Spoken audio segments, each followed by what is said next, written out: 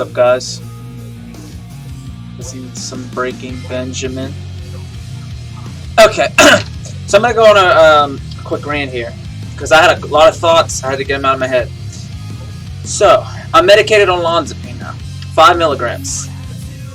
I probably should be on a higher dose, but I noticed ever since I'm on olanzapine, I thought that would normally initiate an emotional response, no longer does. So basically, I'm an emotionless zombie. That's a song too, Emotionless. So, you guys ever hear this song? Emotionless by Red Sun Rising. It's a good one, man. Loose association, some would say. I call it genius. Okay, so now, what am I going to talk about here? So we're going to talk about 11-hydroxy-delta-THC again. What is it about 11-hydroxy-delta-THC that I admire so much? My thoughts got me high. I didn't get high on marijuana. I got high on my thoughts. This is the difference between opioids and marijuana. See, marijuana gets you high off your thoughts. Opioids get you high off the dopamine. It's the dopamine getting you high. There's no thought construction. This is what marijuana showed me. It showed me how to see through my thoughts. You get high on your thoughts with marijuana. This is what I get. I don't know if it's my genes or whatever. I took mega doses of 11-hydroxy-delta-THC 3 days in a row. About 3 weeks ago. My concept of time, I can't place it. It's like 3 weeks ago. And I'm telling you, the thing about this is, it's magic. It's a magic molecule.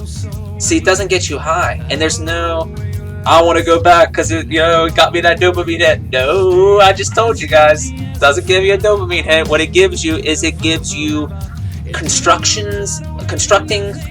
gives you the ability to construct thoughts that get you high. You're getting high off of the thoughts coming through your head. And not only did that happen, it's sustained. I get thoughts that are so fucking out of my control and that are so... Okay, so it's sort of the question of free will. This brings up the question of free will then. Am I constructing these thoughts or is someone else constructing them? Because during the high, I thought to myself, this is a new neural net in my head. I'm literally neuroprotecting. You read about it a little bit online, you see it's neuroprotective. I think it's more than that. I think it's neurogenerative. I think it's generating new neuronal pathways in your brain. After all, I'm only 23 years old. I still have 2 years of brain development yet. Taking a mega dose of edible marijuana, I recommend it, guys. Don't be one of those morons that smokes weed every day. Don't. Just mega dose it. Like a psychedelic. One-time thing. That's my advice. I've seen the light. The light is my thoughts. They were reconstructed. They were constructed out of something outside of me. I didn't construct those thoughts. And back to the question of free will. See, I'm thinking in circles, but I'm reinforcing what I'm saying. You think in circles. You have to realize, is it the question of free will? Do you have any free will? No, not at all. If I take away your oxygen supply, you're going to start to go brain dead. You're not going to be able to add 2 + 2. You start to take away certain receptors in the brain, POCM neurons, for example. This is what gives you the appetite enhancement when you take marijuana. Now, the interesting thing about edible marijuana is I didn't get any appetite enhancement. It's probably because I was so deep down the rabbit hole, I couldn't even think about food, because the concept of food did not exist when that substance was in my head at that high of a dose. 480 milligrams 11-hydroxy-delta-THC is about equivalent to about 240 milligrams of 11-hydroxy-delta-9-THC. It's just a shuffling of the double bond on one of the rings of the molecule. It's the only difference. But that changing of where the electron's located, or where the double bond's located, which is essentially where the electron's located, right? We all know the octet rule from high school chemistry, I hope. That electrons can only fill certain orbitals to a certain extent, right? I don't know what the rule is. 2-piece S2 fucking hybridization of this orbital or some shit. That shuffling around the thing brings the potency down by about a half, meaning the affinity for the receptor isn't quite as tight. Sort of like, I don't really know what I'm talking about when I get down to this level of sophistication, when it comes down to affinity levels, but we all have an idea what affinity levels are. There's a difference between heroin and fentanyl, hence why when you take such a tiny little minuscule amount, of fentanyl, it's enough to kill you. Because there's these molecules are binding very tightly to the receptor, which is initiating a stronger physiological response, which is inducing more respiratory depression at a much lower dose with less number of molecules needed to kill you. That's why synthetic cannabinoids, JWH, whatever, that's why these synthetic cannabinoids are so fascinating. It's because we didn't really know anything about them until the general public started abusing these substances. We didn't know that a cannabinoid could kill you. Hamilton Morris said this. We didn't know that a cannabinoid could kill you until these research chemicals got out from China, right? These are all synthesized in China. The regulatory rules for laboratories in the United States is fucking retarded. You can't synthesize this shit unless you have a fucking someone overseeing you. I mean, and then the most retarded thing is, even with peyote, you have to have locks on the greenhouse where peyote is stored. What the fucking shit is with that? Makes you think, when are... Oh, this is a little too loud.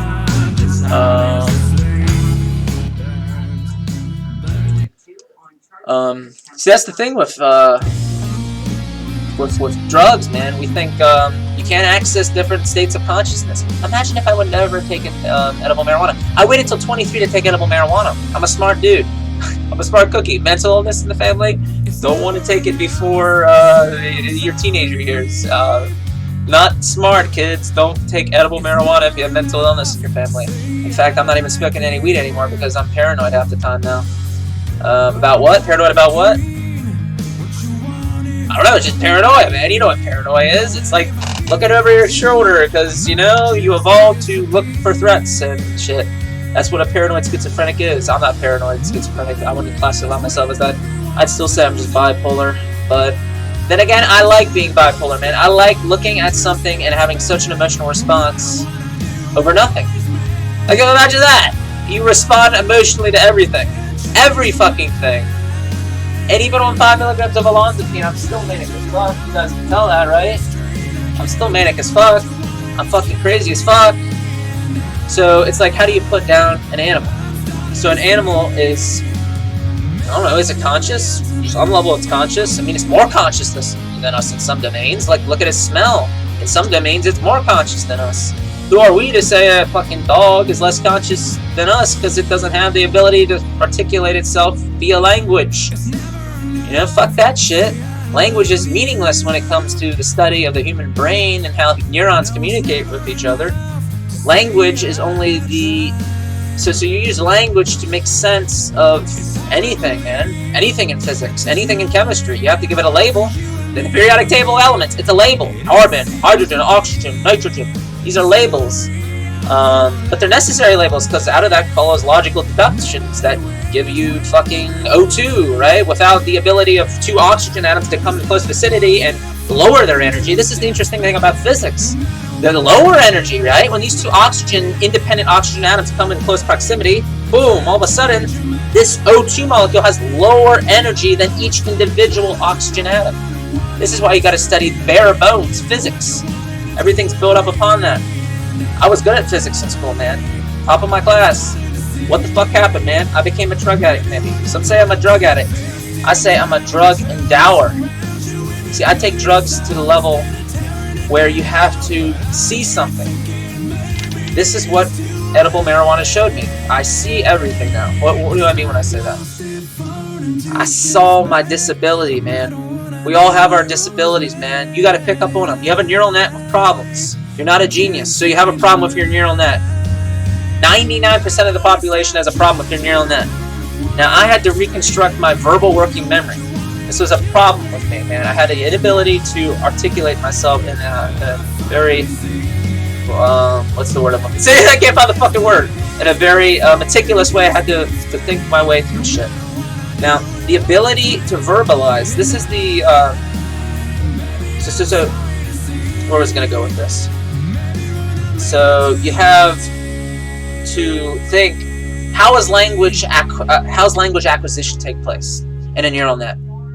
This is what GPT-3 is trying to show us.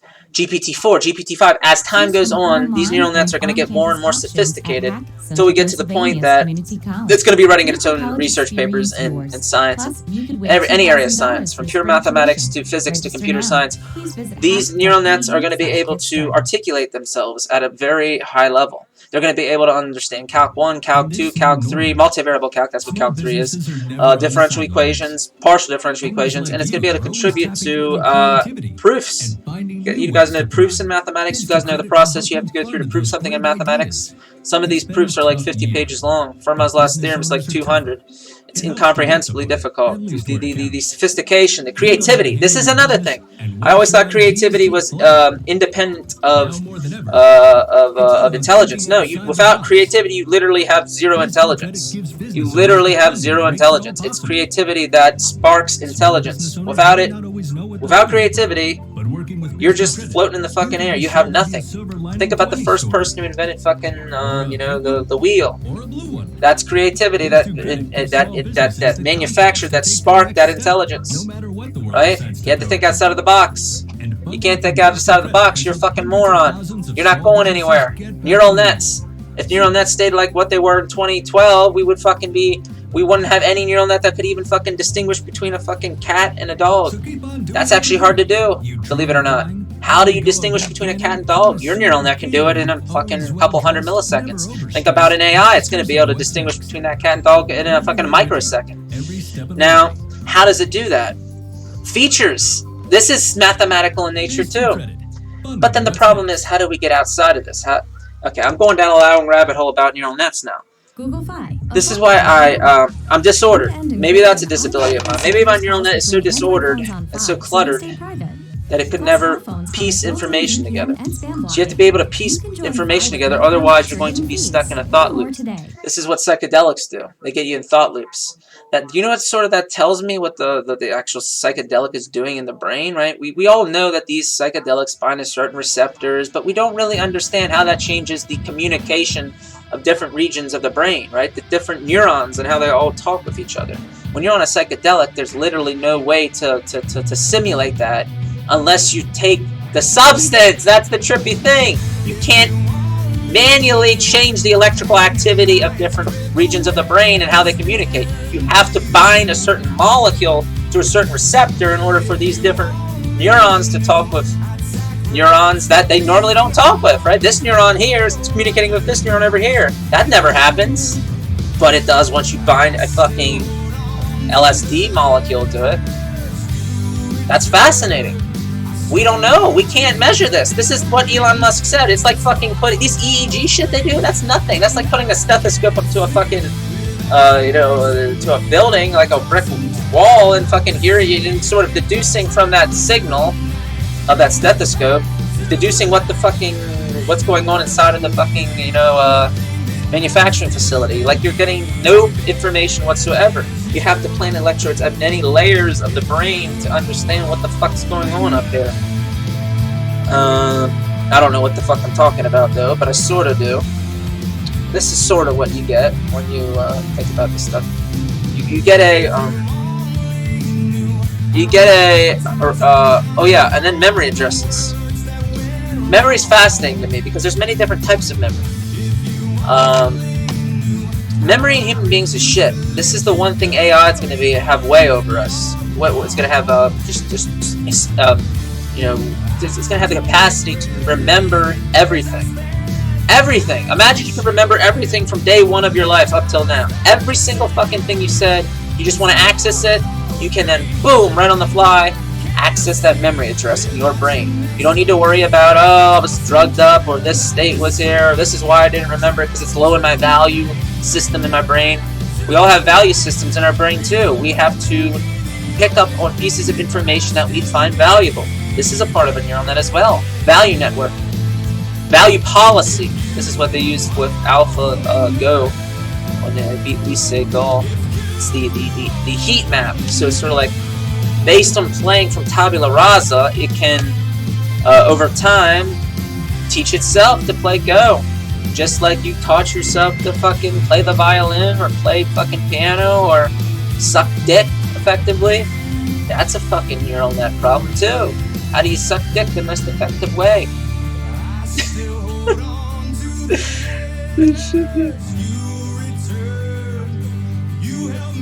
You know, I have so many abnormal dopaminergic pathways in my brain.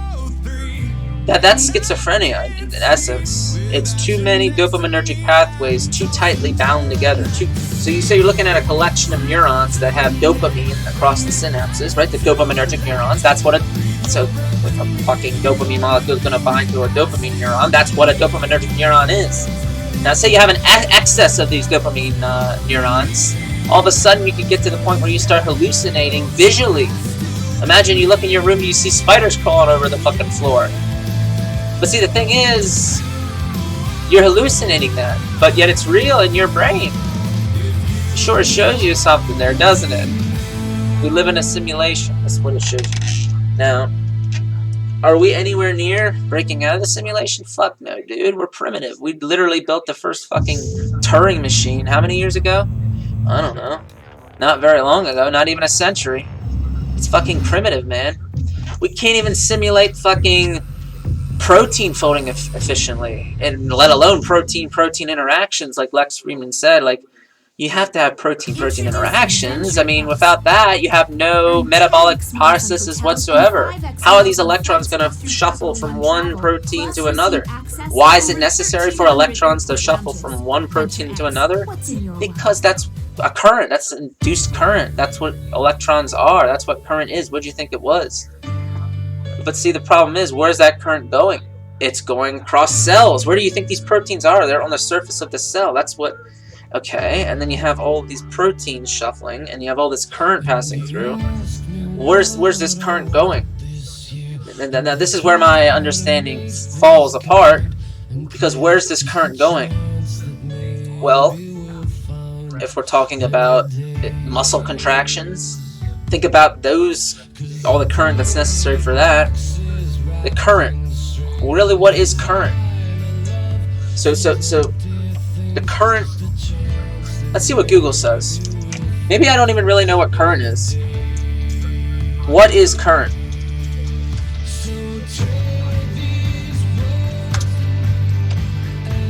Is a stream of charged particles, such as electrons, moving through an electrical conductor of space. Yeah, I was right. See, I told you. It's the flow of electrons through a conductor. This conductor, in this case, is a protein. Now, why is it necessary for a protein to have conduction? I'm not an expert on this. I'm not even an expert on how proteins fold, but I'm talking about the protein-protein interactions. So you have one protein over here folded up in some manner, and another protein over here, and they're wiggling around, which they're constantly shuffling because of thermodynamic instability. And every now and then, they're at certain close proximity, and every now and then you might have a current flowing across for whatever reason. Maybe it's a collection of cells in your liver. Why would you need that? Well, you need...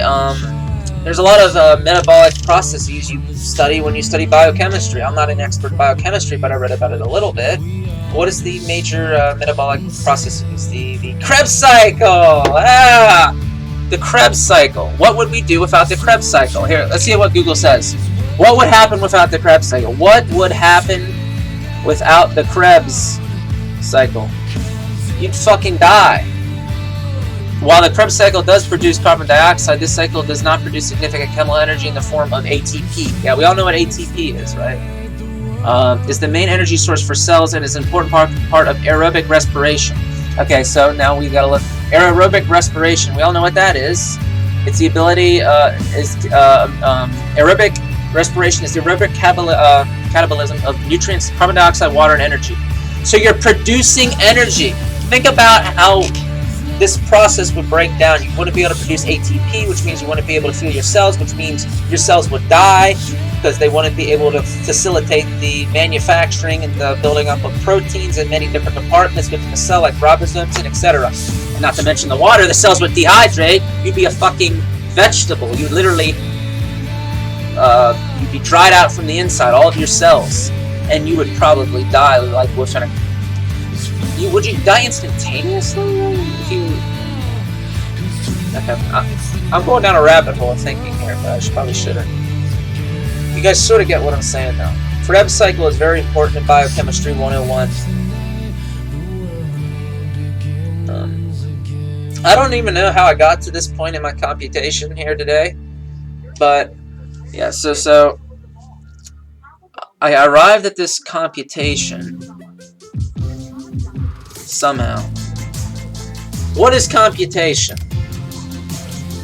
Computation is the ability to take a quantum mechanical system, which is what we're made up of. We're a bunch of particles, and you can get down to the bare bone level where you simulate the distribution of electrons in a particular orbital of an individual atom. This is what the Schrödinger equation does. When you study this pure mathematical side of things, I don't really know what I'm talking about because I haven't solved for the Schrödinger equation. I'm just deductively trying to figure this out right now. If you take the Schrödinger equation and you validate it, it's a partial differential equation. You guys see, I was saying this earlier. This is why you got to study Calc 1, Calc 2, multivariable calc, differential equations, and then you hit the big boy mathematics, PDEs. Why is it necessary to have a PDE here? You also need probability, what's it called? Probability theory. You need that area of mathematics as well. And the reason why you need probability theory is because that shows you, because like I said, the electron, we don't know where it is. It's probability based. The electron could be anywhere in the orbital. It's just a probability map. This is why reality is so confusing. It's so chaotic. We live in chaos, man. We live in chaos. At many levels, we live in chaos. And that chaos creates order.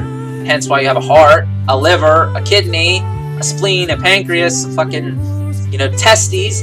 These things are not chaotic, but the underlying mathematics within that system is chaotic. It's just that chaos can sometimes create order. This is where the beauty comes out of the mathematics. But disorder is also held within that system. Sperms squirming around, that's pretty chaotic. Oxygen atoms in a fucking vial or wherever in the atmosphere, that's chaotic. At many levels, it's chaotic, but that creates order. There's order at many levels of reality. But the disorder that falls out of that at many levels, it's like, how can disorder create order? Because the disorder turned into an emergent phenomena. It's an emergent phenomenon. What's it emerge out of? It emerge out of the chaos. That's the beauty. How out of chaos does something of structure emerge? That's the biggest question of science. It's like, what's a cell unless it's created a liver or a heart? It's when the heart's constructed. Think about the first heart in reality that was ever constructed. It was probably shit. It took a couple iterations for that heart to pump blood to the brain effectively. Maybe the fucking vessels or arteries weren't fucking structured up effectively in the first couple iterations. Led to blood clots for some odd reason, because there wasn't enough of this particular blood clotting enzyme that helps it such that these clots or big clumps of red blood cells don't form. That's what a clot essentially is. Why are these clots forming? Well, there must be some adhesion between these red blood cells. Why is there adhesion between these red blood cells? Well, that's irrelevant. The answer is irrelevant. I don't need to look that up. It's just, this is what happens through generation after generation. The genome slightly shifts until you get to a point where after a certain number of generations, you have a system that can live. Isn't that beautiful? I think that is beyond beautiful. And this is why you have to study the pure mathematical side of this stuff. And this is why you don't want to be mentally ill like me. It's an emergent phenomenon. A mental illness, schizophrenia, is an emergent phenomenon. It's emerging out of, I can't even answer that. No one understands schizophrenia yet.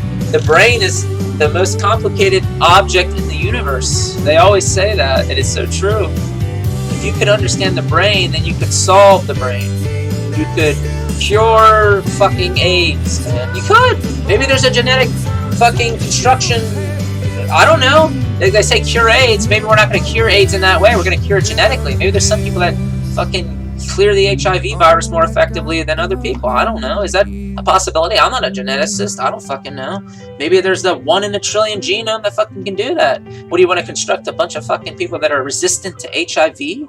I think so. That would fucking work out, wouldn't it? And you guys think I smoke too much weed. Go fuck yourself, man. I don't even fucking smoke. I'm not a stoner. I'm not a fucking pothead. Dude, I barely fucking touch that shit. Fuck yourself, man. I was just thinking, like, damn, man.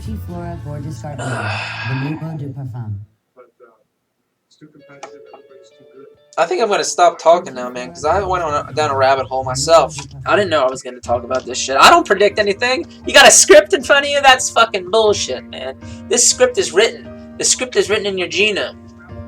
You're living in a movie. You have no free will.